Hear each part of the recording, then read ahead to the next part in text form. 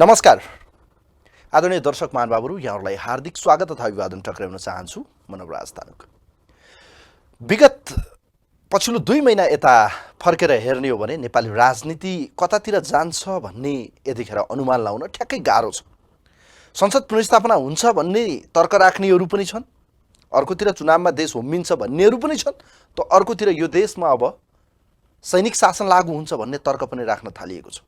र अझ बाहिर सुन्नमा आएको अर्को विषय त वर्तमान प्रधानमन्त्री केपी शर्मा ओली यही माघ 23 गते नारायणहिटीको अगाडिबाट चाहिँ यो देशलाई हिन्दू राष्ट्रको घोषणा गर्ने तयारी गरिरहेको भन्ने पनि प्रचारहरू बाहिर सुन्नमा आएको छ।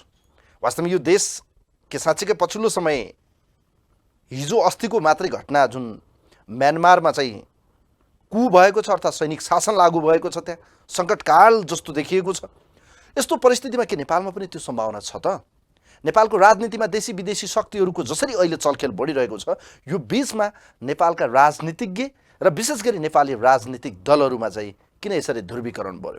अब देश के साँच्चीकै मुडभेडमा जान्छ या देश फेरि एउटा नयाँ ट्र्याकमा आएर संवैधानिक तह या संविधानको पुनर्स्थापना हुन्छ?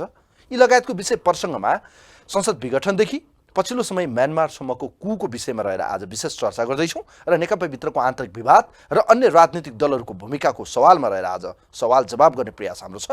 आजको यो विशेष कार्यक्रम चक्रव्यूहमा हामीसँग यसै सन्दर्भमा कुराकानीका निम्ति अतिथि गुरुमा हुनुहुन्छ हामीसँग जनता समाजवादी पार्टीका प्रचार विभाग प्रमुख केन्द्रीय कार्यकारिणी सदस्य डम्बर खतिवडा आज अतिथि हुनुहुन्छ। उहाँलाई म कार्यक्रममा वेलकम गर्न चाहन्छु। खतिजी नमस्ते, यहाँलाई स्वागत छ। धन्यवाद। आराम हुन्छ खतिवडाजी? एकदम ठिक छु। यो पछिल्लो राजनीतिक घटनाक्रमलाई कसरी हेरिरहनु भएको छ? नेपालको राजनीति यस्तो यो तरलताको अवस्थाबाट, उताप चढावको बिचबाट यो कतातिर जान खोज्दैछ? यो कता कुन दिशामा चाहिँ डोर्याइएको देख्नुहुन्छ या जाँदैछ? यो आफै दुर्घटना हुँदैछ कि दुर्घटना गराइँदैछ यसलाई? कुनै पनि देशको राजनीति क्रान्ति प्रतिक्रान्ति तल माथि दायाँ बायाँ हुँदै नै हिँड्छ हैन। एकदम सरल बाटोमा राजनीति हिँडेको देशहरू कमै देखिन्छ। हामीलाई त के लाग्थ्यो भने केपी ओलीको उदय हुनु नै नेपालमा एक किसिमको प्रतिक्रान्ति थियो हैन। हाम्रो 47-46 सालपछि 47 को संविधान आयो। हजुर। तत्कालीन स्थितिमा त्यो एउटा क्रान्ति थियो। फेरि 47 को संविधानको तहत थुप्रै विकृत संसदीय अभ्यासहरू भए, त्यो अर्को प्रतिक्रान्ति थियो। ज्ञानेन्द्रले कु गरे, त्यो अर्को प्रतिक्रान्ति थियो भने त्यसपछि फेरि क्रान्ति सुरु भयो हैन। जनआन्दोलन 62-63 र पहिलो संविधान सभासम्म हामी क्रान्तिको प्रक्रियामा थियौँ भने पहिलो संविधान सभाको असफलता र विघटन र त्यसपछि ओलीको उदयसम्म चाहिँ हाम्रो देशको प्रतिक्रान्ति थियो। तर त्यो प्रतिक्रान्ति चाहिँ अलि नरम प्रकारको, अलि सुस्त गतिको भएको हुनाले मान्छेले ठम्याइरहेका थिएनन् कि यो प्रतिक्रान्ति हो कि होइन, यो राजनीतिक पूर्वाग्रहले भनिएको हो कि भन्ने मान्छेलाई परिरहेको थियो। तर त्यसको क्लाइमेक्स चाहिँ गत पुसको 5 गते आयो कि केपी ओलीले प्रतिनिधि सभा अकारण, असंवैधानिक, अलोकतान्त्रिक र प्रतिगमनकारी तरिकाले विघटन गर्नु। भने पुस 5 लाई फर्केर हेर्ने हो भने हजुर, यो पुस 5 साँच्चीकै प्रतिगमनतिरको यात्राको पहिलो खुड्किलो थियो त? क्लाइमेक्स हो। मैले त भने नि त, ओलीको उदय नै प्रतिगमनतिरको यात्रा थियो। हाम्रो प्रतिगमनतिरको यात्रा सुरु भएको थियो पहिलो संविधान सभाको विघटनबाट हैन। त्यो गर्नै हुन्थेन। पहिलो संविधान सभाबाटै नेपालमा संविधान बन्नु पर्थ्यो हैन। त्यतिखेर संविधान सभामा जुन शक्ति सन्तुलन थियो त्यसले अहिलेको भन्दा धेरै राम्रो र जनमुखी संविधान दिन सक्थ्यो, तर त्यसलाई असफल बनाइयो। त्यो असफलताको जगमा ओलीको उदय भयो। प्रतिगमन त त्यतिखेर सुरु भएको थियो। पुस 5 गते भनेको त त्यसको क्लाइमेक्स। उहाँले राजनीति गर्नै नपाउने, उहाँले आफ्नो एजेन्डा राख्नै नपाउने त त्यसो भए? कसले? प्रधानमन्त्रीको कुरा जस्तै तपाईँले केपी ओली पात्रको कुरा गर्दै हुनुहुन्छ। पात्र भन्दा नि आज त उहाँ त संस्थाको रूपमा जसरी एउटा ओलीले राजनीति गर्न पाउनुहुन्न भन्ने मेरो भनाइ होइन। तर्क त त्यस्तै गर्नुहुन्छ, उहाँ पात्र नै गलत हो होइन। तर्क आछ। उहाँले नेपालको राजनीतिमा 46 सालसम्म क्रान्तिकारी भूमिका गर्नुभयो। त्यो समयको लागि म उहाँलाई सेल्युट गर्छु, अभिनन्दन गर्छु, सम्मान गर्छु। 46 सालदेखि यता 51-54 सालसम्म उहाँको भूमिका एउटा मध्यम खालको हैन, न क्रान्तिकारी न प्रतिक्रान्तिकारी हैन, एउटा यथास्थितिवादीको रह्यो। र 54 सालपछि उहाँको भूमिका निरन्तर प्रतिक्रान्तिकारीको रह्यो अहिलेसम्म पनि। यो परिवर्तनको विपक्षमा उहाँ देखिनुहुन्छ? बारम्बार देखिनु भयो हैन, बारम्बार विपक्षमा देखिनुभयो तर सक्नु भएन। तर यो देशमा लतारी मलाई डम्बर सर एउटा अलिकति मलाई अलिकति फरक छ यहाँ के, थोरै फरक छ। जस्तो कमल थापाहरू या ज्ञानेन्द्र शाहहरू प्रष्ट प्रतिक्रान्तिकारीहरू हुन् नि हैन। तर ओली त्यस्तो प्रतिक्रान्तिहरू, उहाँ चाहिँ छद्म प्रतिक्रान्तिकारी हो कि। छद्म भनेको अलिकति लतारिएर आउने तर परिवर्तनसँग इरिटेसन राख्ने, अलिकति लतारिएर आउने फेरि परिवर्तनसँग इरिटेसन। यसो हो भने कतिवटा चाहिँ अलिकति क्लियर रूपमा यहाँले बताउनुहोस्, यो गणतन्त्र, यो संहिता, भनौँ अझ यो संविधान प्रधानमन्त्री चाहनुहुन्थेन त? यो जुन चिजले आयो, उहाँ कुन आन्दोलनको पक्षमा हुनुहुन्थ्यो? नेपालमा गणतन्त्र ल्याउन मुख्य जगदेखिको भूमिका माओवादी जनयुद्धले तयार गर्यो हैन। उहाँ त्यसको विरुद्धमै हुनुहुन्थ्यो। सङ्घीयता, समावेशिता र समानुपातिक निर्वाचन प्रणाली ल्याउन मधेस आन्दोलन, आदिवासी जनजाति आन्दोलन, थारू आन्दोलनहरूले भूमिका गरे। उहाँ ती आन्दोलनहरूको विरुद्धमै हुनुहुन्थ्यो हैन। अन्तिम रूपमा ज्ञानेन्द्रलाई हटाउने र संविधानको आन्दोलनलाई निर्णायक बनाउने काम जनआन्दोलन ६२-६३ले गर्यो। उहाँ त्यो आन्दोलनको विरुद्धमै हुनुहुन्थ्यो भनेपछि उहाँ त यो चिजहरू ल्याउने सबै आन्दोलनको विरुद्धमा हुनुहुन्थ्यो भनिसकेपछि हामीले बुझ्ने हो क्या त्यो। उहाँ कुनै पनि पोलिटिसियन जो चतुर छ, बाठो छ, बदलेको समयअनुसार आफूलाई एडजस्ट गर्न र शक्ति हासिल गर्नलाई चाहिँ माहिर छ, त्यो मान्छेले खुलेर त त्यो कुरा भन्दैन नि हैन। त्यो त तपाईँ हामीले विश्लेषण गरेर बुझ्ने हो। एउटा तर्क राख्न मिल्छ मिल्दैन? प्रधानमन्त्री केपी शर्मा ओली जसरी आज तपाईँहरूले प्रतिक्रान्तिको बिल्ला लगाइरहनु भएको छ, प्रतिगमनकारी या भनौँ अझ धेरैले त कठोर शब्द पनि प्रयोग गर्छन्, उहाँ त हिटलरी तानाशाह नै बन्नुभयो भन्ने पनि राख्छन्। हेर्नुहोस्, भलै अब यो तानाशाह हो कि होइन त्यो त समय परिस्थितिले बताउँछ। हिटलर बन्ने बाटोमा हुनुहुन्छ, हिटलर बनिसक्नु भएको छैन हैन। हिटलर बन्ने उहाँको इच्छा होला। धेरैले जङ्गबहादुरको संज्ञा पनि दिन्छन् यो देश। जङ्गबहादुरसँग किन तुलना गर्ने? त्यो एउटा अर्कै समय थियो हैन। अब कोत पर्व जस्तो घटनाबाट जङ्गबहादुर आएका थिए हैन। उहाँ त त्यस्तो अब तर प्रधानमन्त्री ओलीको र हिटलरको चाहिँ एउटै उदय देख्नुहुन्छ? हो, प्रधानमन्त्री ओलीको र हिटलर, किन हिटलर पनि चुनावबाटै आउनुभयो हैन। र चुनावबाट आएर सत्तामा आइसकेपछि उनले चाहिँ गैर लोकतान्त्रिक कदमहरू गर्दै लगे र ओली पनि चुनावबाटै आउनुभएको हो हैन। त्यसैले सत्तामा आइसकेपछि उहाँले गैर लोकतान्त्रिक कदमहरू चाल्दै जानुभएको छ। त्यस भएको हुनाले हिटलरको उदय र ओलीको उदयसँग कतिपय सिम्टनहरू मिल्दोजुल्दो छ। तर अब अझै हेर्नुपर्छ। अहिले अझै म हिटलर भइसक्नुभयो भन्दिनँ, अझै के भन्छु नि, हिटलर हुने बाटोतिर उन्मुख हुनुहुन्छ कि त उहाँलाई हामीले हिटलर स्वेच्छाचारी रूपमा बनिरहनु भएको छ कि अरूको चाहिँ इसारामा उहाँ हिटलर बनिरहनु भएको छ? त संसारमा सबै घटनाहरू दुईटा चिजको संयोजनबाट हुन्छ, आन्तरिक तथा बाह्य, व्यक्तिगत र सामूहिक हैन। त्यो चिजको संयोजनबाट निर्मित हुन्छ। ओली भन्ने एकजना व्यक्ति हुनुहुन्थ्यो हैन। अब उहाँ प्रवृत्ति बन्नुभयो हैन। एउटा अघोषित एउटा राजनीतिक धारको नेतृत्व गर्ने व्यक्ति बन्नुभयो। संसारमा सबै राजनीतिक प्रवृत्तिहरू दस्तावेजमा किताब लेखेर सिद्धान्त बनाएर आउँदैनन् हैन। कतिपयहरू सिद्धान्त बनाएर कार्यक्रम बनाएर आउँछन्, कतिपयहरू व्यवहारबाट आउँछन् हैन। जस्तो हामी अमेरिकामा ट्रम्पिजम भन्थ्यौँ हैन। ट्रम्पको कुनै एकदम ठुलो सिद्धान्त, जस्तो मार्क्सवाद भन्यो भने मार्क्सको सिद्धान्तहरूको कुरा होला, तर ट्रम्पिजम, ट्रम्पवाद भन्दा त ट्रम्पको त कुनै त्यस्तो बनिबनाउ सिद्धान्त किताब नेपालमा पनि ओलीवाद नै बढी हाबी हुँदैछ त। ओलीवाद र ट्रम्पवाद भने जस्तो एउटा अनौपचारिक ढङ्गले एउटा प्रवृत्तिको नेपालमा राजनीतिमा विकास भयो, जसको कुनै घोषित दस्तावेज छैन, जसको कुनै फिलोसफी छैन हैन, जसको कुनै आन्दोलनप्रतिको स्वामित्व छैन हैन। 46 साल यताका त प्रत्येक आन्दोलनको उहाँ विरुद्धमै त हुनुहुन्थ्यो नि हैन भन्नुस्। तर संविधान निर्माण गर्दाखेरि एउटा अगुवा नेता त हो नि हैन। यसो उहाँको उदय किन भयो होला? एउटा दलको नेतृत्वमा नेपाली समाज एउटा हामीले के बुझ्नुपर्छ भने उहाँको उदय किन भयो होला, यो एउटा अर्को रोचक विश्लेषण हुन सक्छ क्या। मलाई के लाग्छ भने पहिलो संविधान सभासम्म हाम्रो चेतना क्रान्तिकारी हुँदै गयो। जब पहिलो संविधान सभाभित्र त्यो भित्रका क्रान्तिकारी शक्तिहरूले थुप्रै मिस्टेक गरे हैन। त्यतिखेरको माओवादी, त्यतिखेरको मधेसी जनअधिकार फोरम लगायत मधेसवादी दलको नेताहरू, त्यतिखेरका अरू एमाले र कङ्ग्रेस बाहेकका अरू विभिन्न साना दलहरू, उनीहरूले मिलेर एउटा सुस्पष्ट खालको जो 64 को चुनावबाट उदय भएका थिए हैन। उनीहरूले चाहिँ राम्रो गर्न सक्नु पर्थ्यो। उनीहरूको उदयसँगै कङ्ग्रेस र एमाले त धेरै पछाडि परिसकेको थियो नि। तर पहिलो संविधान सभामा जब ती शक्तिहरूले अनेक प्रकारको मिस्टेकहरू गर्न थाले, त्यो मिस्टेकको जगमा फेरि तपाईँको कने कङ्ग्रेस र एमालेको उदय भयो। उदय मात्रै भएन, क्रान्तिकारी शक्तिहरूले एक किसिमको आत्मसमर्पण गरे। जस्तो उदाहरणको लागि प्रचण्ड स्वयं ओलीसँग मिल्न जानुभयो हैन।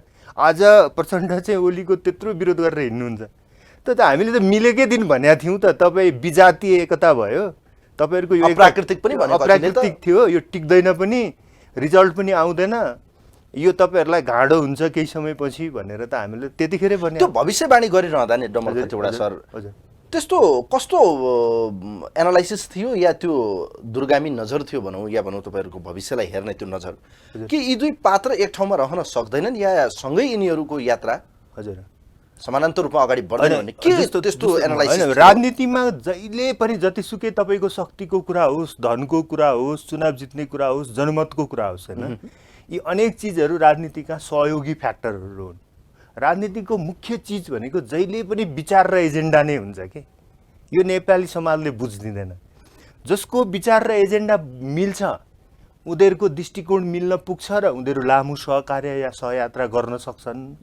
जसको विचार र दृष्टिकोण चाहिँ मिल्दैन, राजनीतिक स्वार्थका लागि, शक्ति हासिल गर्नका लागि, पद हासिल गर्नका लागि, ठुलो पार्टीको सङ्गठन हासिल गर्नका लागि एकता गर्छन्, काहीँ न काहीँ गएर तिनीहरूको बिचमा चाहिँ अप्ठ्यारो आइपर्छ, होइन। तपाईँलाई थाहा छ त नेपालमा ओली माओवादी आन्दोलनको जहिले पनि विरुद्धमा हुनुहुन्थ्यो, जहिले पनि गुरिल्ला आन्दोलन होइन। उहाँले अनेक भन्नुहुन्थ्यो, अहिले पनि 17,000 को ज्यानको मूल्य प्रचण्डसँग उहाँ मागिरहनु। प्रचण्डले मिस्टेक गरेकै हुन्छ प्रधानमन्त्री ओलीसँगको एकता या जुन कायगत एकता या गठबन्धन गरियो अहिले पनि मिस्टेक गरिरहनु भएको छ चुनावमा, अहिले पनि उहाँले मिस्टेक गरिरहनु भएको छ। माधव नेपालसँग जानु गलत हो त? माधव नेपालसँग जानु गलत होइन कि फुटपछि पनि, होइन, जुन ओलीसँगको सम्बन्ध विच्छेदपछि पनि उहाँले ओली समूहको र यो समूहको विचार र एजेन्डामा के भिन्नता छ भनेर ठोकुवा गरी भनिरहनु भएको छैन क्या।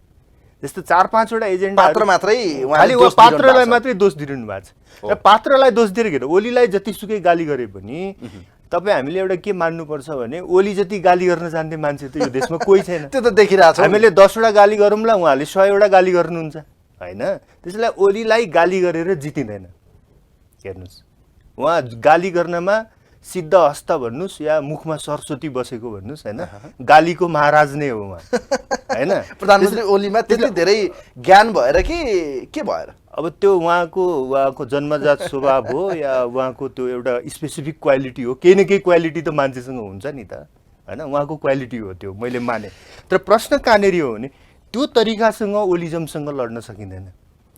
ओलिजमसँग लड्ने तरिका के हो भने एजेन्डा के हो, हाम्रो नेपालको क्रान्तिकारी प्रक्रिया भन्नुहोस् कहाँ पुगेको थियो, कुन कुन एजेन्डाहरू यो संविधान बनाउँदा छुटे, जसले गर्दा ओलीको उदय गरायो, र ती एजेन्डामा अब हाम्रो दृष्टिकोण के हो भन्ने कुरा अहिले पनि कमरेड प्रचण्ड र माधव नेपाल क्लियर हुनुहुन्न। अब जस्तो खतिवडा सर, तपाईँले प्रधानमन्त्री ओलीको उदय कुरा गरिरहनु भएको छ। हजुर। यो देशमा राष्ट्रियताको पक्षमा, जनजीविकाको पक्षमा र देश र जनताप्रतिको चाहिँ वफादारिताको सवालमा हेर्ने हो भने प्रधानमन्त्री ओली जतिको यी अन्य नेताको तुलनामा त उहाँ चाहिँ स्वाभाविक रूपमा राष्ट्रवादी नेता, जनताको लोकप्रिय नेता, जनताप्रतिको उत्तरदायित्वको सवालमा त लोकप्रिय। संसारमा कुनै पनि गलत शासकको जुन उदय हुन्छ त्यसका सपोर्टरहरू हुँदैनन् भन्ने होइन, होइन। हिटलरका पनि सपोर्टर थिए, अहिलेसम्म पनि छन्। त लोकप्रियताको सवाल मैले जस्तो ट्रम्पकै कुरा गर्नुहोस्,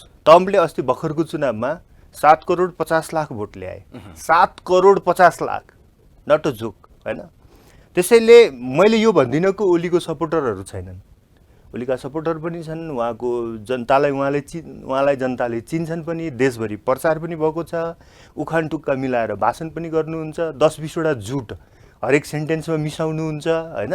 मान्छेले उहाँले भाषण गर्दाखेरि ताली बजाउँछन्, रमाइलो मान्छन्, हाँस्छन्, त्यो सब चिज ठिक छ, त्यसमा मेरो केही कमेन्ट छैन। मेरो कमेन्ट के हो भने त्यो प्रवृत्ति नै अहिले नेपालको प्रगतिका लागि आवश्यक चिज हो कि होइन त, होइन। जस्तो त्यही तरिकाले नेपाल समृद्ध सुखी मुलुक बन्छ कि बन्दैन त? बन्छ भने किन बनिरहेको छैन, होइन, किन बनेन? अथवा झन्डै 2/3 कम्युनिस्ट सरकार बन्यो भनिएको यो मेजोरिटी किन फेल भयो, डेमोक्रेसी किन क्राइसिस? प्रधानमन्त्रीलाई मात्र दिन मिल्छ त? हो, जसले लिड गर्छ उसैलाई मुख्य दोष हुन्छ। दोष अरूका पनि हुन्छन्, नागरिकको रूपमा तपाईँको मेरो पनि दोष होला, हाम्रा पनि कमजोरी होला, हामीहरूले पनि देशप्रतिको नागरिक दायित्व कतिपय ठाउँमा ठिक ढङ्गले पुरा गर्न नसकेको होला। तर मुख्य कुरा त्यो होइन। मुख्य कुरा राज्य जसले सञ्चालन गर्छ, राज्यको वास्तविक शक्ति जोसँग हुन्छ, उसको मार्गदर्शन, उसका नीतिहरूमा, उसका पोलिसीहरूमा राज्य चलेको हुन्छ। त्यो सक्सेस भएर त्यसले ठिक रिजल्ट ल्यायो भने त्यो राम्रो हो। हाम्रो लोकतन्त्र सफल भएको भए, हाम्रो संविधान क्राइसिसमा नगएको भए, उहाँले 5 वर्ष हाई गरेर सरकार चलाउनु भएको भए, आफ्नो पार्टीभित्रको समर्थन हासिल गरेर सरकार चलाउनु भएको भए, अन्तर्राष्ट्रिय सम्बन्धहरूमा दरार नआएको भए, होइन, उहाँलाई मैले चाहिँ ताली पठाउँथेँ, म खुसी हुन्थेँ अर्को पार्टीको भए पनि। किनभने म जुनसुकै पार्टीको हुँ, नेपाली त हुने त, नेपालको 3 करोड मान्छेभित्रको एउटा मान्छे त हुने। यो देशको आर्थिक विकास भयो, यो देशका बाटोघाटा राम्रो बने, यो देशको शिक्षा सुस्ता सुलभ भयो, होइन, यो देशको वित्तीय अवस्था ऊ भयो, मजबुत भयो, पर क्यापिटा इन्कम बढ्यो, जिडिपी बढ्यो। त्यसको प्रतिफल त तपाईँ हामीलाई पनि कुनै न कुनै रूपमा आउँछ नि त। तर उहाँलाई कामै गर्न दिएन नि त। उहाँ त जनताप्रति इमान्दार भएको नेता, जय जय ओली, जय जय प्रधानमन्त्री, ओली कि जय हो, यस्तो वाला। त्यस्तो त्यति लोकप्रिय मान्छेलाई कसले काम गर्नबाट रोक्छ? एकातिर तपाईँ भन्नुहुन्छ उहाँ असाध्यै लोकप्रिय हुनुहुन्थ्यो, त्यो त जनमत देखेन? तपाईँले हेर्नु भएको छ, सडकमा पनि आज पनि छ, र हिजो 72 को नाकाबन्दीको सवालमा पनि प्रधानमन्त्रीको पक्षमा जुन जनमत देखियो, र 74 को निर्वाचनमा त उहाँको पक्ष, उहाँको पार्टीले ल्याएको जुन जनाधारी त्यो हो भने अनि यो प्रति उहाँ पपुलरै हुनुहुन्थ्यो, उहाँलाई उहाँको पार्टीले विश्वासै गरिरहेको थियो, उहाँलाई सबैले मनै पराइरहेको थिए, उहाँले रिजल्ट दिने गरी काम गरिरहनु भएको थियो भने अझै 2 वर्ष किन सरकार नचलाउनु भएको थियो? मलाई हटाउन खोज्यो भनेर भन्नुभएको छ नि उहाँले। हटाउन कसले खोज्यो त? उहाँ त लोकप्रिय हुनुहुन्थ्यो, सबैले मन पराएको थियो। पार्टीभित्रैबाट पार्टीभित्रकाले पनि मन पराएको थियो होला नि त लोकप्रिय हुनुहुन्थ्यो भने। गुटबन्दीको शिकार हुनुभयो अरे नि त उहाँ त, होइन? गुटबन्दीमा मलाई फसाउन खोजियो। उहाँ पार्टीमा पहिलो कुरा गर्नु, ओलीले स्वतन्त्र जितेको हो र? ओलीले 3 करोड भोटबाट जितेको हो र? उहाँ त देशमा 77 वटा जिल्ला छन्, 165 वटा निर्वाचन क्षेत्र छन्, होइन? त्यसमध्ये झापा भनेको एउटा जिल्ला हो। त्यो झापामा मात्रै सायद 5 वटा निर्वाचन क्षेत्र छन्, त्यसमध्ये ओलीको एउटा निर्वाचन क्षेत्र हो।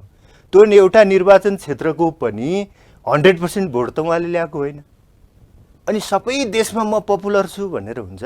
संसदीय प्रणालीमा त हरेक सांसदहरू एउटा निर्वाचन क्षेत्रको पनि 40-50% हाराहारी 30 देखि 50% भोट ल्याएर जितेर आएका हुन्छन्। ओलीको उत्तराधिकार पनि त्यति नै हो। वा डाइरेक्टली इलेक्टेड प्राइम मिनिस्टर वा डाइरेक्टली इलेक्टेड प्रेसिडेन्ट त होइन नि। त्यसो हो भने खतिवटा जी जस्तो यो अहिले एक अर्को कुरा, उहाँले जुन भोट आयो झन्डै 2 तिहाई भन्नुहुन्छ त उहाँको पार्टीको चुनाव चिन्हमा आएको पनि होइन। गत चुनावमा त उहाँले 2 पार्टीको सूर्यमा आएको भोट मानिलिउँ, उहाँको पार्टीको भोट आएको भनेर मानौँ, तर त्यहाँ त 2टा चुनाव चिन्हमा चुनाव लड्नु भएको थियो नि। त्यसले पार्टी सिस्टममा, संसदीय प्रणालीमा पार्टी नै प्रमुख हुन्छ हेर्नुहोस्, होइन? र पार्टीको सेन्ट्रल प्रधानमन्त्रीको लोकप्रियताले उहाँको मत बढेको छ भने त उहाँको पार्टीको कार्यकर्ताले, नेताले एक्सेप्ट गर्नु पर्यो। हामीलाई त्यसमा के आपत्ति छ? उहाँकै पार्टीको सेन्ट्रल कमिटी उहाँको पक्षमा, बहुमत उहाँको पक्षमा छैन। उहाँकै संसदीय दलको उहाँको बहुमत उहाँको पक्षमा छैन। अनि पार्टी सेन्ट्रल कमिटीको पनि बहुमत हासिल गर्न नसक्ने, संसदीय दलको बहुमत पनि हासिल गर्न नसक्ने, आफ्नै पार्टीको बहुमत गुमाइसकेपछि पार्लियामेन्टमा स्वतः अल्पमतमा पर्यो, होइन? अनि त्यतिखेर पनि म लोकप्रिय नै छु, मलाई सबैले मानेकै छन्, मै ठुलो हुँ, मै राम्रो हुँ भन्ने आत्ममग्नता, होइन? यो नार्सिसिजम भन्छ नि, त्यो नार्सिसिजम देखाएर हुन्छ र? तर उहाँले त भनिरहनु भएको छ 64% त म त अहिले पनि प्रधानमन्त्री हो। अब त्यस्तो दाबीहरूको पछाडि नजाउँ, यो टाइम खेर फाले जस्तो हुन्छ, कति ओलीको मात्रै कुरा गर्नु। ल ठिक छ, म अब त्यसो भए अर्कोतिर प्रवेश गरौँ। आज जुन संसद विघटन भयो, संसद विघटन गर्नुपर्ने बाध्यात्मक अवस्था आएकै थियो त प्रधानमन्त्रीलाई? म त कुनै पनि कारण देख्दिनँ उहाँको सनक, होइन? के हुन्छ भने पार्टी सिस्टममा मैले बुझेको है, म यो संसदीय लोकतन्त्रको पक्षधर होइन, म यो फेरि एकदम क्लियर गरिदिन चाहन्छु, होइन? मैले कल्पना गर्ने डेमोक्रेसी अर्कै खालको छ, जसलाई म समावेशी तथा सहभागितामूलक लोकतन्त्र, प्रत्यक्ष लोकतन्त्र भन्छु। अहिलेको संविधानले जुन खालको लोकतन्त्रको कल्पना गर्छ, यो लोकतन्त्रको पक्षधर व्यक्तिगत रूपमा म होइन र मेरो पार्टी पनि होइन, ल, होइन? हामी लोकतन्त्रलाई अझ उन्नत, अझ सुसंस्कृत, अझ राम्रो खालको बनाउन चाहन्छौँ र त्यसका मोडालिटीहरू फरक छन्। र हामीले चाहे जस्तो लोकतन्त्र त यो देशमा छैन, हामीले चाहे जस्तो संविधान त यो देशमा छैन, तथापि हामीले यो देश छोडेर हिँड्न त मिलेन। मैले भने जस्तो राजनीतिक प्रणाली छैन, मैले भने जस्तो संविधान छैन भनेर जन्मेको देश त यही हो, होइन? त्यस हुनाले मैले संसदीय प्रणालीको मापदण्डबाट कुरा गर्छु, होइन? संसदीय प्रणाली जो अहिले लागू छ, जसको ओनरसिप चाहिँ मूलतः हिजोको काङ्ग्रेस र एमालेमा छ भनिन्छ होइन। उहाँहरू नै त हो नि त नेपालमा संसदीय प्रणालीको मुख्य पार्टीहरू त। भने संसदीय प्रणाली उहाँहरूको सिद्धान्त हो भने, राजनीतिक दर्शन अथवा राजनीतिक आदर्श हो, प्रणालीको आदर्श हो भने त्यसलाई सफल बनाउने, त्यसको नम्स अनुसार हिँड्ने, त्यसको मूल्य मान्यतालाई पकड्ने, त्यसलाई बुझ्ने दायित्व पनि त उहाँहरूको हुन्छ। जस्तो संसदीयको यहाँले कुरा गर्नु भएको छ, संसदले रिजर्भ गरेपछि त तपाईँहरू त त्यसो भए खुसी हुनुभयो होला नि त होइन? प्रधानमन्त्रीले हाम्रो किन संविधान अहिले त यही संविधान छ नि त होइन र? यो संविधान हुन्जेल त यही प्रावधान अनुसार हिँड्नु पर्यो नि त। संविधान किन ल्याइन्छ भन्नु त? संविधान चाहिँ जहिलेसम्म जुन संविधान हुन्छ त्यो संविधान अनुसार हिँड्ने, जुन दिन त्यो संविधान फेरिन्छ त्यसपछि त्यो सकियो होइन। संविधान फेर्ने तरिका के? कि आन्दोलन र क्रान्तिबाट फेर्नु पर्यो, कि चाहिँ संसदमा निर्वाचनमा दुईटै ल्याएर फेर्नु पर्यो। ओलीले अहिले जुन संवैधानिक गर्नुभयो, संविधान उल्लङ्घन गर्नुभयो, त्यो त संविधान फेरेछ र भयो। तर के बाटो फेर्नुभयो त? आन्दोलन र क्रान्तिबाट फेर्नुभयो कि संसदको दुईटैबाट फेर्नुभयो भन्दा उहाँले आन्दोलन र क्रान्तिबाट पनि फेर्नु भएन, संसदको दुईटैबाट संशोधन पनि गर्नु भएन। उहाँले संसद विघटन गर्नुभन्दा अगाडि संविधान संशोधनको प्रस्ताव ल्याएको भए हुन्थ्यो नि त, कि प्रधानमन्त्रीले संसद विघटन गर्न पाउनेछ भनेर। एउटा हुँदै नभएको अधिकार चाहिँ प्रधानमन्त्रीले चाहिँ बल जबस्ती, जसरी आज उहाँले जबरजस्त रूपमा चाहिँ हवाला गरिरहनु भएको छ, मै हो, मैले जे भने त्यही हुन्छ, निर्वाचन आयोगले पनि मान्नुपर्छ, सर्वोच्चले पनि मान्नुपर्छ, जस्तो जुन आशयका सहित विभिन्न किसिमका टिका टिप्पणी आमसभामा सुन्न आएको छ। यति धेरै दम्भ, यति धेरै साहस, यति धेरै भनौँ अहमता उहाँमा पैदा भएको छ। यो परिस्थितिमा हुँदै नभएको अधिकार प्रयोग गर्नमा उहाँमा त्यो कस्तो शक्ति पैदा भयो जसका कारणले यो उहाँले गर्न आँट गर्नुभयो? उहाँको भ्रम हो, शक्तिप्रतिको भ्रम भन्छ कि। धेरै जस्तो संसारमा अलिकति सनकी, तानाशाही या अति महत्त्वकाङ्क्षी मान्छेहरूमा एक किसिमको रोग हुन्छ कि मैले गरेपछि अब कसैले के गर्न सक्दैन। त्यो साइकोलोजिकल डिजिज हो, त्यो एउटा मनोवैज्ञानिक रोग हो। मनोवैज्ञानिक रोग भन्नाले अन्यथा नलिनु होला, त्यो मेडिकल साइन्सको भाषामा होइन, मनोवैज्ञानिक साइकोलोजिकल भाषामा, कि अब म शक्तिशाली भएँ, अब म प्रधानमन्त्री भएँ, राष्ट्रपति पनि मैले भनेको मान्ने, पुलिसको हाकिम पनि मैले भनेको मान्ने, सेना पनि मैले भनेको मान्ने, कर्मचारी तन्त्र पनि मैले भनेको मान्ने, पैसा छाप्ने राष्ट्र ब्याङ्क पनि मेरै माता छ, मैले जति कमिसन खाए पनि हुन्छ, भ्रष्टाचार गरे पनि हुन्छ, पैसामाथि पनि मेरै स्रोत छ, विदेश परराष्ट्र सम्बन्ध सरकारले सञ्चालन हुने गर्ने हुँदा विदेशी शक्तिहरूसँग पनि मेरै सम्बन्ध छ। अब अनि जनतामा मेरो पार्टीको सङ्गठन पनि छ भनेपछि अब म त सुपर पावर भएँ होइन। मलाई त हराउन सक्ने, मलाई त जित्न सक्ने अब को छ र? अब म सुपर पावर भएँ भने म जे पनि किन नगरौँ भन्ने एउटा मनोवैज्ञानिक सनक, यसलाई सनक भनिन्छ।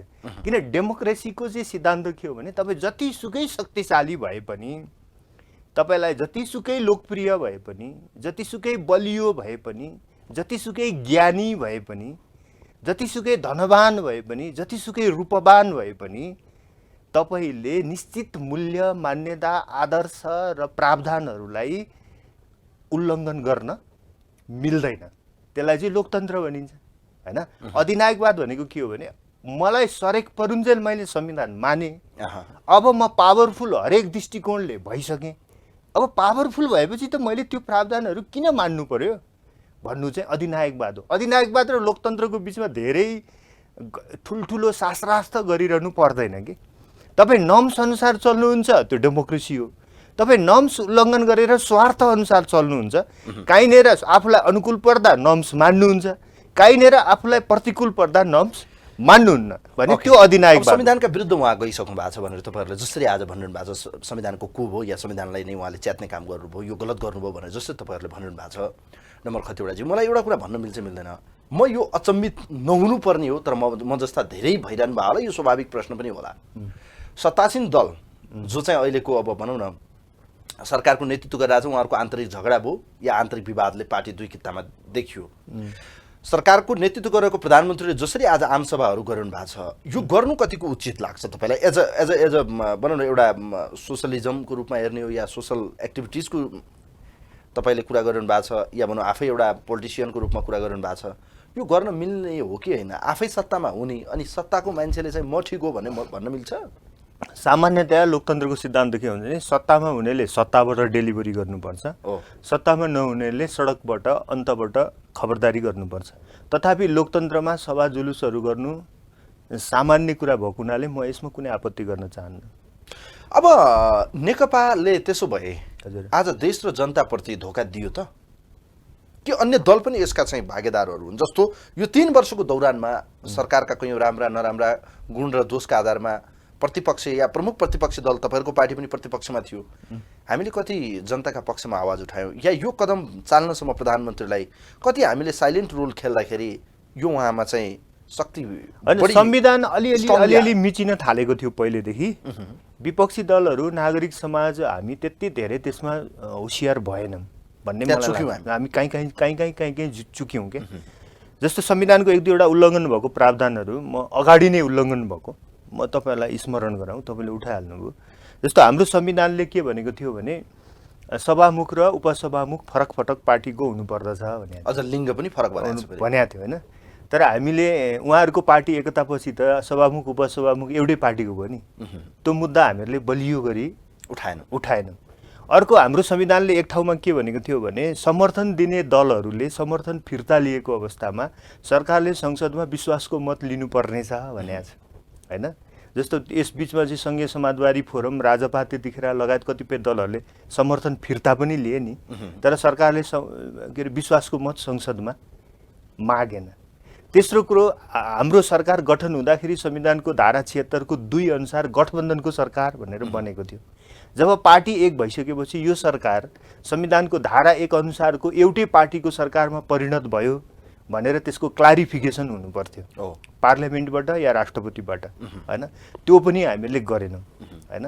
यस्ता कतिपय चिजहरू हामीले अलिअलि उल्लङ्घन पहिलेदेखि गरिरहेको थियो सरकारले, हामीले आँखा चिम्लिरहेको थियौँ होइन। तर अहिले आएर त ठुलो भयो, अनि ठुलो भएपछि हामीले देख्यौँ।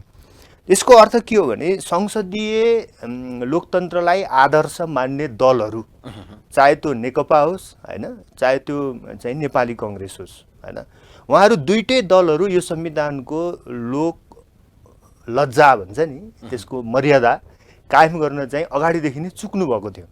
र इभन कङ्ग्रेसभित्र एउटा पक्षले यो कुराहरू केही उठाइरहेको थियो, तर कङ्ग्रेसको संस्थापन पक्ष चाहिँ फेरि ओलीसँगै मिलेर होइन कतिपय चाहिँ भागभण्डा गर्ने, कता मिल्ने, के पाइन्छ होइन, कता युनिभर्सिटीको कुलपति बसेको थियो। त्यसैले गर्दाखेरि डेमोक्रेसी र संवैधानिक प्रक्रियाहरू चाहिँ कमजोर हुँदै गइरहेका थिए र ओलीको आत्मविश्वास त्यसले गर्दा पनि बढ्यो होइन। हाम्रो दलको त निर्णायक सङ्ख्या त थिएन, फेरि हामीले त प्रमुख प्रतिपक्षको मान्यता पनि पाएको थिएनौँ, हामी त अलि सानै दल थियौँ त्यहाँ होइन। तथापि हाम्रा दलका पनि कतिपय कमजोरीहरू भयो होला। यी सबै चिजहरूको चेक एन्ड ब्यालेन्सका लागि ठिक बेलामा ठिक कुरा उठाउनु पर्ने कुराहरूमा पुगेन होला होइन। त्यसले गर्दा उहाँको आत्मविश्वास बढ्दै गयो। अब कतिवटा जस्तो आज जनतामा यो निराशा तपाईँले देखिरहनु भएको छ। एकातिर कोभिडबाट चाहिँ विभिन्न किसिमका चाहिँ हामीले समस्याको सामना गरिरहनु परेको छ, कयौँ रोजगारीको समस्या छ, तपाईँले हेर्नु भएको छ, बेरोजगारी बढेको छ। अर्कोतिर अब कोभिड भ्याक्सिनको कुराहरू जोडिएको छ, कयौँतिर चाहिँ विकास निर्माणको विषय छ। देश एउटा गतिमा जानुपर्ने थियो, तर ओकालो चढ्नुपर्ने बेलामा ओह्रालोतिर हामी हिँडिरहेको जस्तो देखिन्छ। यो भइरहँदाखेरि यो देशमा कुनै पनि राजनीतिक दल र ती पात्रलाई पत्याउन सक्ने, जनतामा चाहिँ त्यो खुसियाली आउन सक्ने ती पात्र देखेनन्। यो हेरिरहँदा र भनिरहँदा अन्यथा नलागोस्, यो देशमा जनताका लागि यी दल खोलिएका होइनन् भनेर भन्दा के हुन्छ? यी कुनै देशका एजेन्टका लागि हुन् या कुनै देशको इसारामा गर्छन्? त्यति पनि भएन भने आफ्ना र आफू निकट र आफू भर्याङ बनाएर चाहिँ सत्तामा चढ्नका लागि मात्र यी दल खोलिएका हुन्। जनता चाहे ती भाँडमा जाओस् भन्ने यो शब्द प्रयोग गरिरहँदा म सही हुन्छ गलत? यो अलि बढी निराशावादी कुरा हुन्छ जस्तो मलाई लाग्छ होइन। यदि एउटा सामान्य नागरिकको हिसाबले तपाईँभित्र अहिले जति दुःखहरू छन् ती दुःखहरूलाई ओकल्दा आक्रोशको रूपमा त यी चिजहरू तपाईँले भन्न पाउनुहुन्छ र भने बापत मलाई आपत्ति पनि छैन, मैले सम्मान नै गर्छु। तर अलिकति विवेक सम्मत क्या, किनभने भावनात्मक विश्लेषण र विवेक सम्मत विश्लेषण भनेको चाहिँ इमोसनल र ऱ्यासनल भन्छ क्या अङ्ग्रेजीमा होइन। इमोसनल्ली तपाईँ राइट हो, तपाईँको कुरा ठिक छ, तर ऱ्यासनल्ली चाहिँ त्यो ठिक हो जस्तो मलाई लाग्दैन। ऱ्यासनल्ली किन ठिक होइन भन्नुहुन्छ भने कुनै पनि देशको राजनीतिक शक्तिको उदयमा त्यो देशको त्यो पार्टीको नेता या पार्टीको मात्रै भूमिका त हुन्न नि त। त्यो त जनताको सपोर्टसम्म त्यसमा जोडिएको हुन्छ। जस्तो तपाईँ भन्नुहुन्थ्यो ओलीको उदय भयो, ओली पपुलर भएर उदय भयो भने ओलीको कारणले देश ठिक ढङ्गले हिँडेन भने ओलीलाई भोट दिने जनता पनि उत्तरदायी हो क्या लोकतन्त्रमा। लोकतन्त्रमा नागरिक पनि उत्तरदायी हुन्छ नि त। यहाँ राम्रो नेता भयो बन्ने र बनाउने दुवैटै उत्तरदायी हुन्छ र नागरिकले बुझ्नु पर्यो त्यो कुरा त हैन। व्यक्ति चाहिँ हामी ओलीले मन परेको छ, भोट चाहिँ हामी ओलीलाई नै दिन्छौँ, ओलीकै पार्टीलाई नै दिन्छौँ, ओलीकै जयगान गर्छौँ, तर देश चाहिँ राम्रो भएन। अघि तपाईँले भने जस्तो सबै कुरामा बिग्रियो अनि हामीलाई नेता चाहिँ राम्रो चाहियो, प्रधानमन्त्री चाहिँ राम्रो चाहियो, भोट चाहिँ हामी ओलीलाई दिन्छौँ भनेर त राम्रो नेता आउँछ र डेमोक्रेसीमा संसारमा काहीँ पनि? डेमोक्रेसीमा होइन नन डेमोक्रेटिक सिस्टमहरूमा पनि आउँदैन कि। यो देश बनाउने नेतै छैन भन्दा के हुन्छ? त्यो पनि अर्को इच्छा शक्ति नै नभएको जस्तो त्यो पनि अर्को निराशा हो। जसलाई लाग्छ कि तपाईँ राजनीतिमा आएका सबै मान्छे बदमास हुन्, फटा हुन्, बेकार हुन्, त्यही मान्छे नेता भइदिए हुन्छ नि त। अर्को अझ अलिकति निराशावादी नभनौँ यसलाई, अहिले बाहिर चर्चा पनि छ यो सबै भइरहेको यिनीहरूको नाटक हो भन्छन्। त्यो पनि हो? त्यस्तो देख्नुहुन्छ त? त्यसो भए यो जनता भुलाउने गरिएको एउटा खेल। म चाहिँ यो इमोसनल विश्लेषण पद्धतिमा विश्वास गर्दिनँ। मैले सुरुमै तपाईँलाई इमोसनल र ऱ्यासनल भनेर दुईवटा फरक विश्लेषण पद्धतिको कुरा गर्दै थिएँ होइन। इमोसन त भएकै मान्छे हुँ म पनि, किनभने मान्छे भएपछि इमोसन हुन्छ, तर इमोसनबाट मात्रै चाहिँ तपाईँको देशको समस्याको समाधान निकाल्न चाहिँ सकिँदैन। जतिसुकै इमोसनल सिचुएसनमा पनि हामीले विवेक गुमाउनु हुँदैन अनि मात्रै निष्कर्षहरू निकाल्न सकिन्छ। ठिक त्यस हुनाले अहिले मेरो भनाइ के हो भने हामीसँग दुईवटा अप्सनहरू छ कि अहिले यसरी नै जसरी जुन देश गइरहेछ यसरी नै जान दिउँ, यसैमा खुसी हौँ, यसैमा सन्तुष्टि मनाऊँ, यसैमा ओलीको जयगान गरौँ होइन। ओलीको जयगान पनि तपाईँ गर्दै हुनुहुन्छ अनि देश बिग्रियो पनि किन भन्नुभएको? देश सप्रिसक्यो भन्नुहोस् न। यो कन्डिसनमा जाँदा डेमोक्रेसी रहन्छ त, लोकतन्त्र रहन्छ त? हजुर, यो जुन अहिले तपाईँले भन्नु भएको छ नि यत्तिकै गयो भने पनि त यो लोकतन्त्र त्यति त सस्टेनेबल त भएन। मलाई लाग्छ जनताले अब कुरो बुझ्छ कि हामीले नेपालको पोलिटिक्सको सिस्टम संस्कृति सिस्टम त अलिअलि चेन्ज गऱ्यौँ होइन। यद्यपि त्यो सिस्टममा पनि मलाई त विश्वास छैन। मैले सुरुमा पनि भने संसदीय लोकतन्त्रप्रति मलाई विश्वास छैन। म समावेशी सहभागितामूलक लोकतन्त्रमा विश्वास गर्छु। त्यस हिसाबले सिस्टमप्रति पनि आपत्ति भयो। तथापि यतिकै सिस्टमले पनि त कतिपय देशमा त अलिकति लामो समय लगेको छ नि त। जापान छ, बेलायत छ, इन्डिया अलि लामो समयदेखि छ, क्यानाडा छ। संसदीय लोकतन्त्रले त्यति मात्रै चिज पनि हाम्रो देशमा इन्स्योर गरिदिएको भए संसदबाट निर्वाचित गरेको प्रधानमन्त्री पनि यति तानासा हुने रहेछन् भने डाइरेक्टै इलेक्टेड भइदिएको भए त अझ योभन्दा बढी पावरफुल र डिक्टेटरसिप हुन्थ्यो कि भन्ने पनि लाग्दैन? त्यो त उल्टो तर्क भयो होइन। संसदीय लोकतन्त्रले हिटलर मुसोलिनीहरू जन्माएको छ होइन। प्रत्यक्ष निर्वाचित अमेरिकामा ट्रम्पले छोडेर भाग्नु पर्यो होइन। तपाईँले त्यो तुलना गर्नु न। तपाईँ संसारमा प्रत्यक्ष निर्वाचित राष्ट्रपतिहरूको त ट्रम्प टोकिएको हुन्छ, संसद विघटन गर्ने अधिकार पनि हुँदैन उसलाई। धेरै अमेरिकामा कहिले संसद विघटन भयो भन्ने सुन्नु भएको छ? यद्यपि त्यहाँको निर्वाचन प्रणालीमा पनि केही खराबीहरू छन्, त्यो निर्वाचक मण्डलमा आधारित छ। तर डाइरेक्टली इलेक्टेड प्राइम मिनिस्टरलाई पार्लियामेन्ट डिजल्भ गर्ने त अधिकारै हुँदैन। अहिले पनि त थिएन त, गर्नुभयो त? हजुर, अहिले पनि थिएन, प्रधानमन्त्रीलाई संविधानमै थिएन त, गरिदिनु भयो त? होइन, उहाँले त अन्तर्राष्ट्रिय नजिरहरूलाई को आधारमा गरेँ भन्नुहुन्छ नि त उहाँले त। हाम्रो संविधानले त रोकेको थियो। तपाईँ संविधान मान्नुहुन्न भने के गर्नुहुन्छ होइन। त्यस भएको हुनाले मैले के भने प्रत्यक्ष निर्वाचित राष्ट्रपति वा कार्यकारी भयो भने होइन चाहिँ यो संसदीय व्यवस्थाभित्रका जुन जाल झेल तिकडम षड्यन्त्र हुन्छ नि यो चिजहरू चाहिँ अर्थहीन भएर जान्छ कि। अनि उसले आफ्नो ट्रम्पभरि काम गर्छ। ट्रम्प लम्प्याउन खोज्यो भने त्यहाँ त फेरि पिपुल्सले मुभमेन्ट गरेर उसलाई रोकिहाल्छ नि हैन। अहिले पछिल्लो समयको ताजा एउटा घटना र नेपालको परिस्थिति लगभग एउटा संयोग मिलेको छ। हिजो अस्तिको घटना मात्रै म्यानमार अर्थात् बर्मामा जुन किसिमको एउटा सैनिक coup भयो, त्यहाँ चाहिँ इलेक्टेड त्यहाँको चाहिँ प्रेसिडेन्ट या त्यहाँका चाहिँ अन्य विभिन्न नेतागणहरूलाई यतिखेर नजरबन्दमा राखिएको छ। यहाँले देखिसक्नु भएको छ। त्यो घटना र नेपालको घटनालाई तुलना गर्न मिल्छ कि मिल्दैन? मिल्दैन। त्यो म्यानमारको हिस्ट्री नै अर्कै खालको छ। त्यो पहिलोचोटि coup भएको पनि होइन त्यहाँ होइन। त्यहाँ पहिलो coup चाहिँ तपाईँको 1962मा भएको थियो होइन। नेविनको coup भन्छ जसलाई, जुन 26 वर्षसम्म चलेको थियो। दोस्रो coup तपाईँको 1988मा भएको थियो होइन। त्यो यो त तेस्रो coup हो।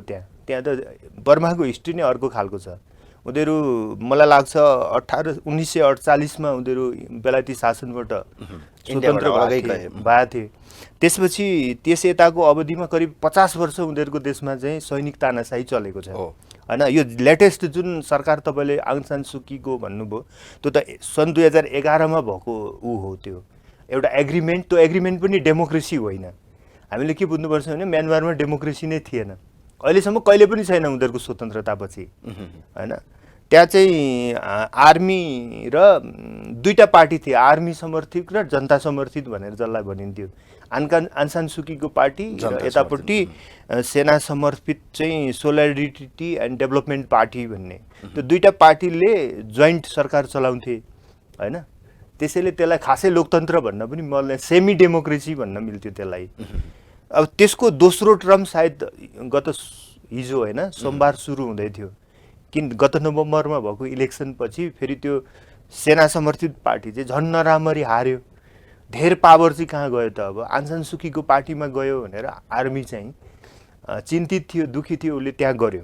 तर नेपालको घटना चाहिँ फरक हो। नेपालमा ओलीले सङ्कटकाल लाउने, आर्मी परिचालित गर्ने, आर्मी मार्फत देशलाई कन्ट्रोल गर्ने कुनै सपना देख्नु भएको छ भने त्यो नदेखे हुन्छ। किनभने हिजो मात्रै जुन किसिमको अब सैनिकले चाहिँ रातको समयमा चक्र, मलाई लाग्छ नेपालमा सैनिक शासन लगाउन कसैले पनि, हुन त महेन्द्रले लगाउनु भयो 17 सालमा, तर हामीले त्यतिखेर पनि के बुझ्नुपर्छ भने महेन्द्रले आर्मी शासन लगाएपछि तुरुन्तै उहाँले नयाँ कन्स्टिट्युसन ल्याएर काहीँ न काहीँनेरि पिपुलसँग कम्प्रोमाइज, पञ्चायतहरू स्थापना गर्ने, राष्ट्रिय पञ्चायत बनाउने, गाउँ फर्क लगाउने हैन, पोलिटिकल एक्सर्साइजलाई कुनै न कुनै लेभलमा अलिकति छोडिदिएको कारणले तपाईँको पञ्चायत टिकेको थियो हैन। 100% बलियो गरिकन आर्मी रुल लगाउँछु भनेर जुन ज्ञानेन्द्र शाहले भन्नुभयो, उहाँ त 3 वर्ष पनि टिक्नु। त्यसो भए प्रधानमन्त्रीको स्ट्र्याटेजी के हुन सक्छ त? जस्तो अहिले बाहिर सुन्नमा आएको छ प्रधानमन्त्रीसँग कुनै स्ट्र्याटेजी छैन, उहाँ पतनको पराकाष्ठमा हुनुहुन्छ। आउने 3 महिनाभित्र नेपालमा उहाँले शासन सत्ता छोडेर आफ्नो घर फर्किनु पर्ने हुन्छ हैन। त्यो 3 महिनाको पनि, तर त्यो 3 महिनामा उहाँ बलियो भएर जानेसम्म 3 महिनाको पनि 1 महिना बितिसक्यो, अब 2 महिना बाँकी छ। यो 2 महिनामा बालुवाटार छोडेर बालकोट जाने, त्यही हो प्रधानमन्त्रीको स्ट्र्याटेजी। अबको गन्तव्य त्यही हो त? त्यही हो उहाँको गन्तव्य, त्यही हो। उहाँले जुन जबरजस्ती अब 2 महिना जुन समय यहाँले पिरियड उहाँले जुन जबरजस्ती गर्दै हुनुहुन्छ, 21औं शताब्दीको नेपाली हैन, तपाईको यति धेरै हामी यो राणा शासनदेखि 70 वर्षदेखिको हाम्रो डेमोक्रेटिक मुभमेन्ट, अनि यति धेरै बलिया पार्टीहरू, यति धेरै बलियो मिडिया र नागरिक समाज हैन, यति अवार भएको विश्व परिस्थिति हैन, ग्लोबलाइज्ड भएको नेपाललाई यस्तो जबरजस्ती गरेर उहाँले चलाउनै सक्नुहुन्न क्या। त्यो सनक भन्दा अरू केही नै होइन। कति लामो टिक्ला र भन्ने। यो बीचमा जस्तो माघ 23 गते अब 1-2 दिन मात्र पर छ, यो बीचमा बाहिर सुन्नमा आउँछन्, विभिन्न सञ्चार माध्यमहरूमा पनि त्यस्ता किसिमका चाहिँ समाचारहरू आएको देखिन्छ, कयौं नेताहरूले अभिव्यक्ति दिएको पनि देखिन्छ, र इभन देश तथा विदेशमा बसेर पनि यस किसिमको एनालाइसिस गरिरहेको देखिन्छ कि अब प्रधानमन्त्रीले यो देशलाई हिन्दू राष्ट्रतिर डोर्याउने, अझै त्योभन्दा पनि कठोर हुनु पर्यो भने अहिलेको यो संघीयता व्यवस्था जुन छ, संघीय व्यवस्था अन्तर्गत प्रदेश संरचनालाई चाहिँ डिजल्भ गरिदिने, यो सम्भावना देख्नु चाहिँ हुँदैन। प्रधानमन्त्रीले योतिर चाहिँ आफूलाई बढाउन उहाँको इच्छा त होला। यससँग जोडिएका कयौं जनमतहरू चाहिँ आफूतिर अट्र्याक्ट गर्ने या आफूतिर चाहिँ आकर्षित गर्नका निम्ति उहाँले यो फन्डा गर्न सक्ने सम्भावना पनि छ भन्छन् नि त? हैन, उहाँ त अहिले सनकको मुडमा गर्नु हुनुहुन्छ। अब के गर्दै जानुहुन्छ हेर्नुपर्छ हैन। सनकको मुडमा भएको मान्छेको एकछिनमा दिमाग सन्किरहेको हुन्छ, एकछिनमा एउटा कुरा हुन्छ, एकछिनमा एउटा कुरा आउँछ। उहाँको कुनै योजनाबद्ध स्ट्र्याटेजी छ जस्तो मलाई लाग्दैन। उहाँमा जम्मा 2टा भ्रम छ, म शक्तिशाली छु, अर्को मैले जे गरे पनि हुन्छ भन्ने। त्यो दुईटै चिज नेपालमा असफल हुनेवाला छ हैन। त्यसैले अब जहाँसम्म हिन्दू राष्ट्रको एजेन्डा उहाँ बोक्नुहुन्छ कि बोक्नुहुन्न त्यो त उहाँको इच्छाको कुरा भयो। बोके पनि मलाई त केही आपत्ति छैन, किनभने राजनीतिक दलले आफ्नो कुनै न कुनै एजेन्डा बोक्न पाउँछ नि त, पाउँदैन र? राप्रपाले हिन्दू एजेन्डाको एजेन्डा बोकिरहेछ, अर्को राप्रपा थपियो भनौँला बोक्नु भएछ भने हैन। तर बोक्नका लागि उहाँलाई के अप्ठ्याराहरू छन्, के अप्ठ्यारा छन् भने उहाँ एक त आफूलाई मार्क्सवादी लेनिनवादी भन्नुहुन्छ, उहाँको पार्टीको नाम कम्युनिस्ट पार्टी छ, हँसी अथौडा लाल सलाम गर्नुहुन्छ, होइन। अनि मार्क्सको चाहिँ द्वन्द्वात्मक ऐतिहासिक भौतिकवाद भनेर भौतिकवादी दर्शनको हुँ भन्नुहुन्छ होइन। लेनिन स्टालिन माओलाई पूजा गर्नुहुन्छ। पुष्पलालले स्थापना गरेको पार्टीको उत्तराधिकारी हुँ भन्नुहुन्छ, जुन पुष्पलालले 6 सालमा स्थापना गरेको पार्टीको घोषणापत्रमै धर्मनिरपेक्षता छ। मदन भण्डारीको आत्मिक उत्तराधिकार ममा सरेको छ भन्नुहुन्छ होइन। मदन भण्डारीको जनताको बहुदलीय जनवाद भन्ने सिद्धान्तमा धर्मनिरपेक्षता छ, संविधानको सर्वोच्चता पनि छ होइन। त्यसैले यी सबै चिजसँग होइन, मार्क्सदेखि मदन भण्डारीसँग सबै चिजहरूसँग उहाँले निर्णायक सम्बन्ध विच्छेद आउने पुस 3 गते गर्नुभएछ भने उहाँ अर्को खालको साहसी मान्छे रहेछ भनौँला। तर म अप्ठ्यारो देख्छु। तर तपाईँले त्यस्तो भनिरहँदा उहाँले जुन अभिव्यक्तिहरू, राम मन्दिरका कुराहरू, भगवान रामका प्रसङ्गमा उहाँले दिएका कैयौँ अभिव्यक्तिका सवालमा र केही दिन पहिले मात्र यो 1 हप्ता यता जुन उहाँले पशुपति मन्दिरको या त्यो चाहिँ उहाँले दुईटा अर्थ हुन सक्छ त्यसको। एउटा देशको दक्षिणपन्थी भोट ब्याङ्कमा कब्जा जमाउने होइन, त्यसमा हामीलाई के आपत्ति छैन। किन दक्षिणपन्थी भोट ब्याङ्कमा कब्जा जमाउनु भयो भने त्यो अलिअलि राप्रपाको भोट उहाँलाई थपिने हो होइन। तर बहुसङ्ख्यको जस्तो अहिले भनौँ न सन्त महन्तहरू भयो, हिन्दू धर्म त्यसको कति भोट छ त्यसको भिन्नै विश्लेषण होला होइन। एउटा त्यो कुरा भयो। दोस्रो के हुन सक्ला भने उहाँले चाहिँ अलिकति अब यो भन्न मिल्ने नमिल्ने कति खुलेर कुरा गरौँ यसमा होइन, यो अलि अप्ठ्यारो कुरा हो कि अब दक्षिणतिरको मित्रहरू चाहिँ हिन्दुइजमलाई आफ्नो पोलिटिकल फिलोसफी बनाउनुहुन्छ। अब बा मैले अलि मन्दिरको पूजा गर्दा अलि उतापट्टिसँगको मेरो सम्बन्ध निकटता चाहिँ राम्रो हुनसक्छ कि भनेर एउटा म्यासेज दिएको पनि हुनसक्छ। त्यो दुईटा कारण हो। यो नारा नीति रोज्नुको अर्थ चाहिँ केही देख्नुहुन्छ कि त्यो स्वाभाविक हो? म त्यसमा त्यति धेरै टेक्निकल कुरामा म त्यति धेरै गर्दिनँ, कमेन्ट गर्न चाहन्न। अब नेपालको राजनीति कतातिर जान्छ? चुनावतिर कि संसद पुनर्स्थापना भएर फेरि संविधानतिर नै फर्किन्छ? मलाई लाग्छ संवैधानिक प्रक्रियामै फर्किनुपर्छ। डिरेल भएर देश हिँड्न सक्दैन होइन। चुनावमा जाँदा के बिग्रिन्छ त? चुनावमा जाँदा यो संविधान सिद्धिन्छ, अर्को संविधान ल्याऊँ जाम। तर यही संविधानलाई नै आधार मानेर उहाँहरू चुनावको, यो संविधानमा त त्यो प्रावधानै छैन। इन्डाइरेक्ट को उहाँले 7 को हवाला दिइरहनु भएको छ, 85 को 1 को सवाल 7 भनेको 76 को 7 भनेको 76 को 5 लाई युज हुन्छ कि। जुन प्रधानमन्त्री संविधानको धारा 76 को 5 बमोजिम बनेको हुन्छ उसले मात्रै धारा 7 प्रयोग गर्न पाउँछ, बन्नै नसक्ने अवस्था भए मात्रै होइन। उहाँ त संविधानको 76 को 2 अनुसार बनेको प्रधानमन्त्री हो र दुई पार्टीको एकतापछि 2बाट 1मा फर्किए भनेर दाबी गर्नुभएको। यद्यपि लिगल दाबी उहाँले गर्नुभएको छ। 2बाट 1मा फर्किँदाखेरि त्यसको अघि पनि मैले भने नि त्यसको कुनै न कुनै वैधानिक प्रक्रिया हुनु पर्थ्यो होइन। त्यो गर्नु भएन। एकपल्ट विश्वासको मत माग्नु पर्थ्यो या दुई दलको संसदीय दल एकीकृत भएपछि उहाँले त सम्भावनै थिएन मैले गरेँ भनेर भनिरहनु भएको छ। तर जस्तो अहिले चुनावको सवालमा कुरा गर्ने भने तपाईँको पार्टी जनता समाजवादी पार्टी, तपाईँ प्रचार प्रसार विभागको प्रमुख पनि हुनुहुन्छ। तपाईँहरूको स्ट्राटेजी के? प्रधानमन्त्रीले यो घोषणा गरेको चुनावमा नजाने त त्यसो भए जनताको जनमतबाट भाग्ने त जनताको अदालतमा जान डराएकै हो त जनता समाजवादी पार्टी? हामी जनताको अदालतबाट कहिले पनि डराउँदैनौँ र लोकतन्त्रमा हुने कुनै पनि चुनाव कहिले पनि बहिष्कार गर्दैनौँ। यति कुरा म तपाईँलाई क्लियर भन्न चाहन्छु। तर एउटा कुरा सँगसँगै राख्न चाहन्छु। के राख्न चाहन्छु भने यो देशको वास्तविक राजकीय सत्ता, सार्वभौम सत्ता, शासनाधिकार या संविधान परिवर्तनको अधिकार कोसँग छ? यो प्रश्नलाई अनुत्तरित छोड्ने कि नछोड्ने होइन।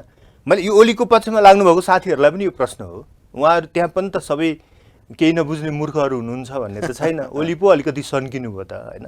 अरू साथीहरू हुनुहुन्छ त्यहाँ, संविधानका ज्ञाताहरू पनि, कानुनका विद्यार्थीहरू पनि होइन। कुनै एउटा संसदीय व्यवस्थामा प्रधानमन्त्रीले संवैधानिक लोकतन्त्रभित्र, कन्स्टिट्युसनल डेमोक्रेसीभित्र संविधान नागेर चुनाव गराउन पाउँछ कि पाउँदैन? पाउँछ भन्ने उहाँहरूको तर्क हो भने ठिक छ होइन, ठिक छ। भोलिको लागि त्यो नजिर बन्ला होइन, नजिर फेरि आउनेले त्यस्तै गर्ला, भोलि आउनेले त्यही गर्ला। त्यतिखेर उहाँहरू के भन्ने हो? लोकतन्त्रमा चुनाव हुनुपर्छ।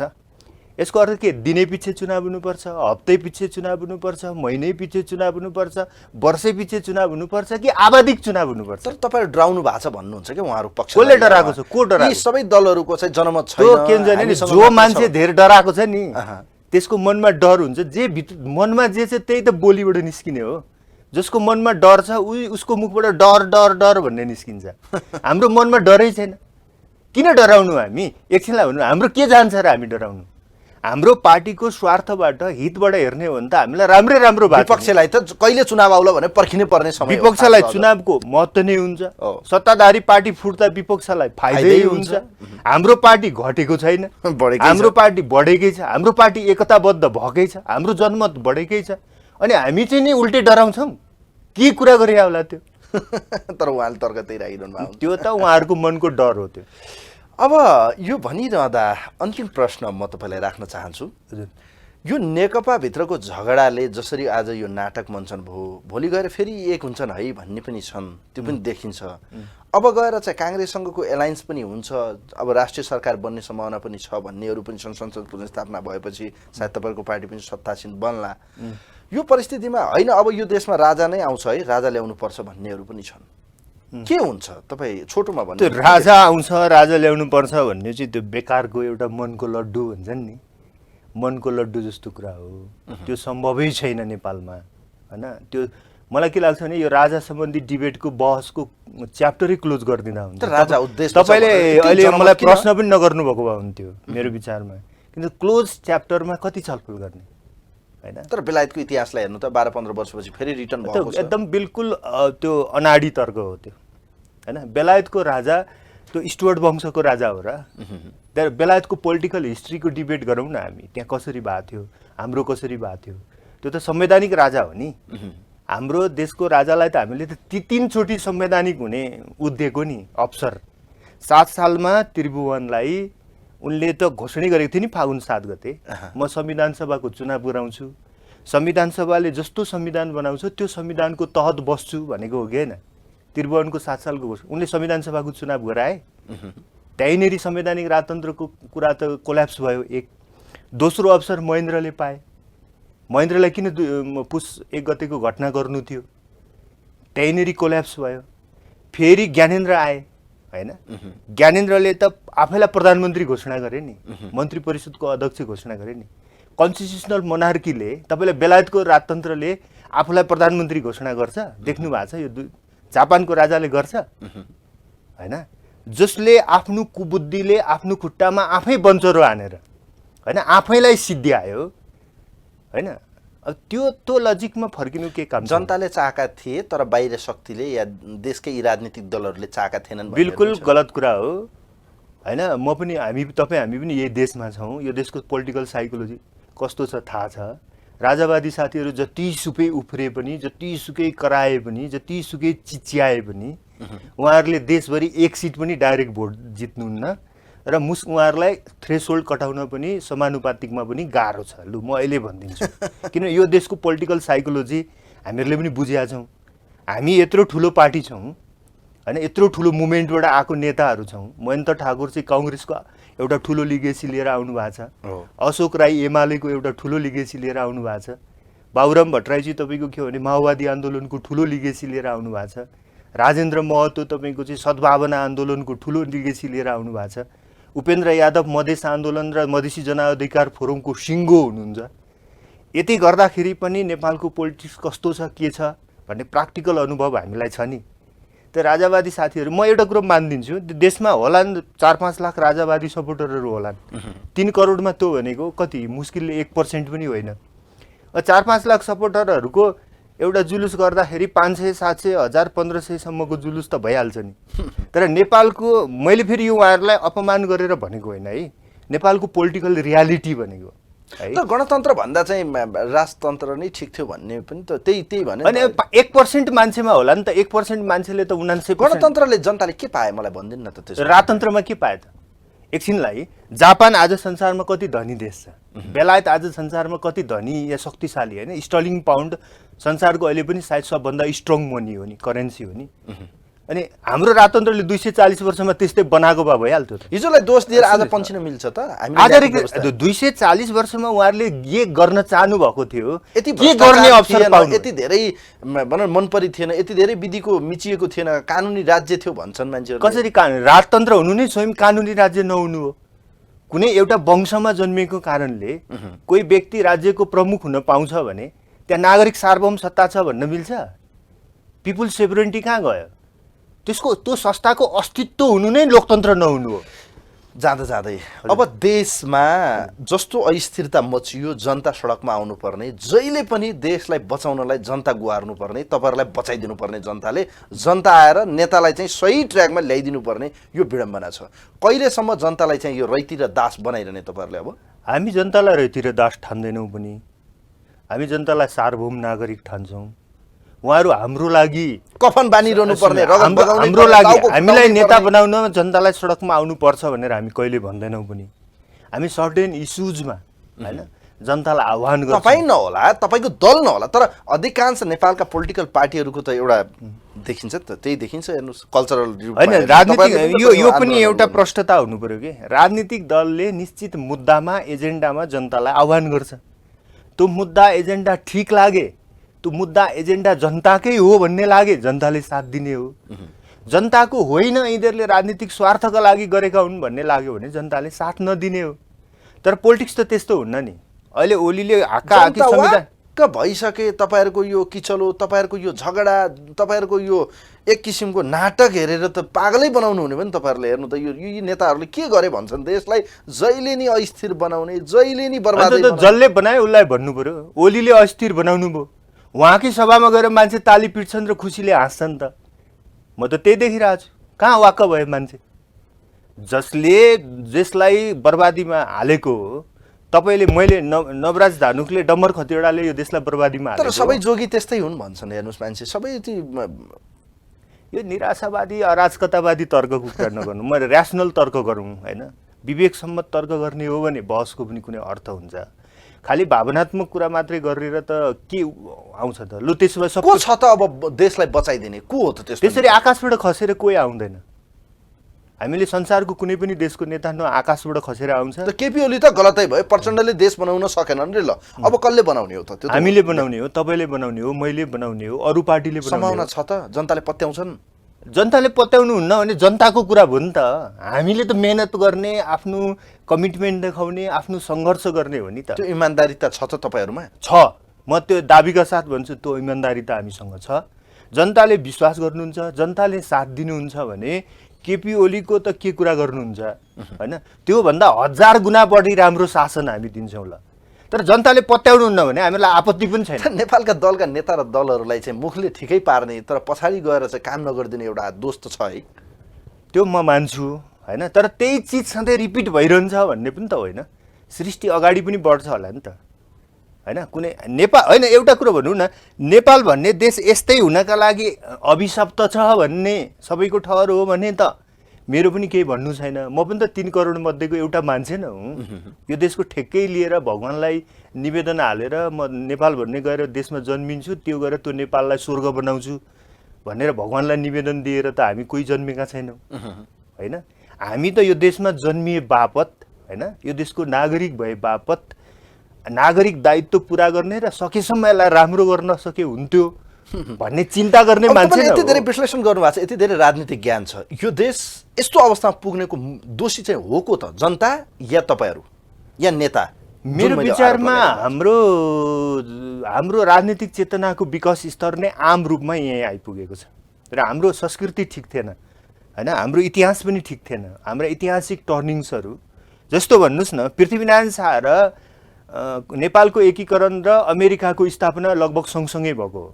पृथ्वीनारायण शाह भनेको अमेरिकाको संस्थापक नेता जर्ज वासिङटन भन्दा 7 वर्ष मात्रै जेठो हो। तर त्यतिखेरै अमेरिकामा चाहिँ प्रत्यक्ष निर्वाचित राष्ट्रपति र सङ्घीय प्रणाली अपनाए। अनि हामी कहाँ चाहिँ त्यो चेतना किन आएन त भन्दाखेरि हाम्रो चेतनाको स्तर नै पछाडि छ क्या।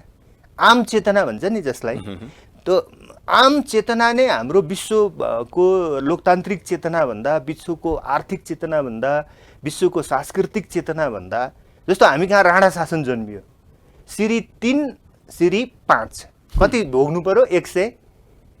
104 वर्ष। संसारमा कहीँ देख्नुहुन्छ 2टा राज खानदान प्यारालाल गएको नेपालमा बाहेक?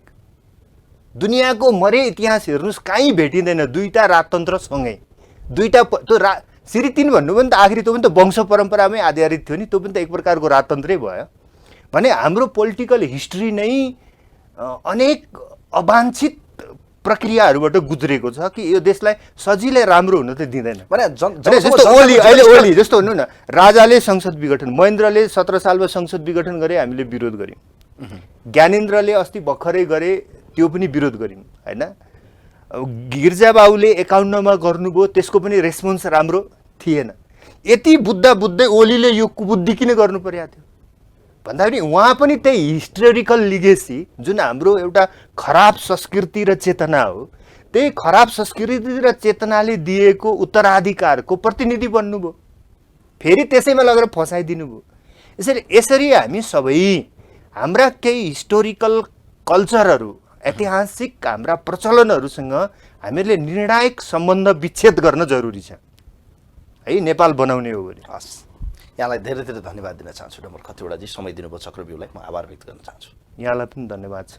आदरणीय दर्शक महानुभाव, आजको यो विशेष संवाद चक्रव्यूहमा हामीसँग जनता समाजवादी पार्टीका चाहिँ प्रचार विभाग प्रमुख, केन्द्रीय कार्यकारिणी सदस्य, बौद्धिक व्यक्तित्व, विश्लेषक डम्बर खतिवडा आजको अतिथि हुनुहुन्थ्यो। उहाँसँग हामीले पछिल्लो समय नेपालको राजनीतिक अवस्था र देशको भविष्य के हुन सक्छ र देश किन जहिले पनि अस्थिरता मच्चिरहन्छ, यसका गल्ती, कमी कमजोरी र यसको पछाडिको दोषी को, यी लगायतको विषय प्रसङ्गमा आज विशेष गरी गहिरेमी गएर डिबेट गर्ने प्रयास, बहस गर्ने प्रयास गऱ्यौँ। कार्यक्रम हेरिदिनु भयो यहाँहरू सम्पूर्णलाई धेरै धेरै धन्यवाद दिँदै कार्यक्रमको एउटा टिम आजका अतिथिसँगै कार्यक्रमबाट आजलाई म पनि बिदा हुन्छु। हवस्, नमस्कार।